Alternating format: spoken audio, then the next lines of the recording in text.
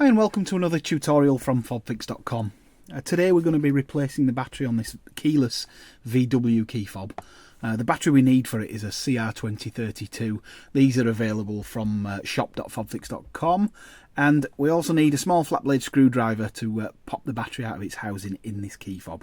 I'll just move those to one side while we do this. Pop that there. Now the key fob itself has a small indicator LED here, a little red light that should light up when you press the buttons, but unfortunately in this case with a flat battery it's not. Now to get into these keys it's not immediately apparent how to get the casing off, and the case we need to take off is this black plastic panel at the back. Now there's a little trick to doing that, which is why we need the screwdriver. So what you do is this little latch here, this ridged latch, if you slide it to one side it'll let you slide out the emergency key blade from the key.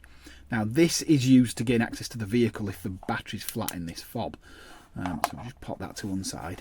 And then what we'll do is if we take our flat blade screwdriver and we just insert it down the slot where the key sits, just about that far will do, and we can use that to lever up gently at the back of the fob, and it's clipped in place there. We don't need the screwdriver anymore, and if we just gently lever this up there'll be another click as it pops off, and it's got clips down either side of it here, so we can pop that to one side.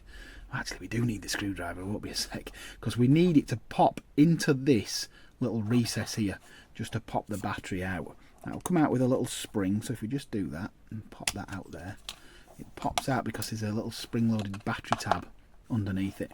So dispose of this CR2032 responsibly, and then if we just take our brand new 2032 and with the magic of video editing pop it out of the packet with no difficulty, and that one just goes into there. It pushes down and latches back under those two plastic tabs.